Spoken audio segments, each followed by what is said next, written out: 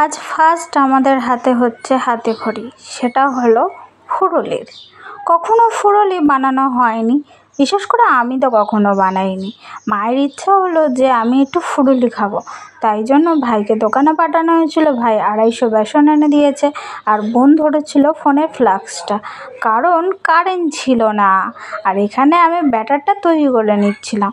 আর মিঠাই যেহেতু ঝাল খায় না, ওর জন্য আলাদা করে ফার্স্টে ওরটা করে নিয়ে তারপরে লঙ্কা দেওয়া হবে বলে, তাই বেসনের ভিতরে আগেই নুন দিয়ে দেওয়া হয়েছিল, তারপর সাদা জিরে দিয়ে ফাটিয়ে নেওয়া হয়েছিল। আর এখানে একটু মুড়িটাকে গরম করে নেওয়া হচ্ছিল, কারণ এরকম খেতে বেশ ভালো লাগে।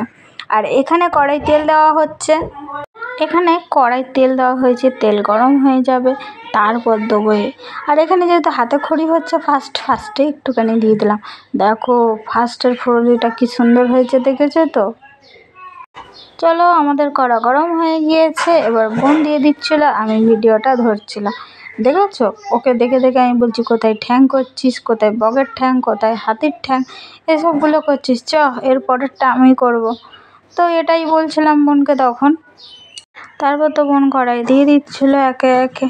এদিকে আমাদের কাকের ঠ্যাং বগের ঠ্যাংগুলো কিন্তু ভালোই ফুলে উঠেছে, পুরো ফুরুলির মতো, শুধু শেপটা গোল দিতে পারেনি। গ্যাসের মিডিয়াম ফ্লেমে রেখে আমরা একটু ভালো করে মচমচে করে একটু ভেজে নিলাম। আর এইদিকে দেখো আমার বোন খেয়ে দেখছিল কেমন হয়েছে, খেয়ে বললো দারুণ হয়েছে। রাঁধুনি আগে টেস্ট না করে অন্যদের দেয়, তোমরাই বলো। তারপর বললাম আমিই করি। আর আমারগুলো দেখো, আমারটা তো সে তোমরাই বলো যে আমি কি করেছি।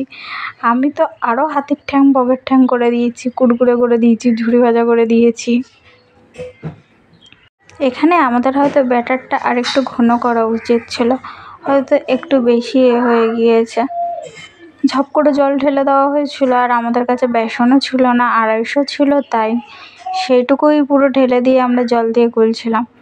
আর কারেন্টও ছিল না, বোনও ঢেলে দিচ্ছিলো, আমিও ব্যাটারটা তৈরি করছিলাম, তাই জন্য হয়তো এরকম হয়ে গিয়েছে, আরও হয়তো ঘন করা উচিত ছিল। আর এইদিকে তোমাদের ছোট্ট বন্ধু মিঠাই, মাকে তো দিয়ে দিয়েছিলাম, মা ওপরে বিছানায় খাচ্ছিলো, আর মিঠাই বসে নিচে খাচ্ছিল।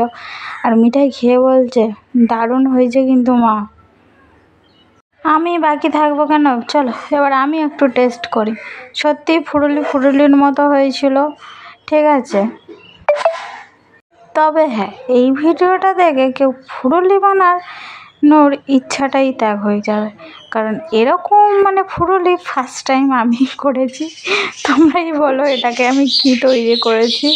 তবে হ্যাঁ দেখো, ফুরুলির কিন্তু শেপটা কিন্তু একই রকমই এসেছে, ভিতরে যেরকম হয় আর কি ফুরুলি, সেরকমই হয়েছে।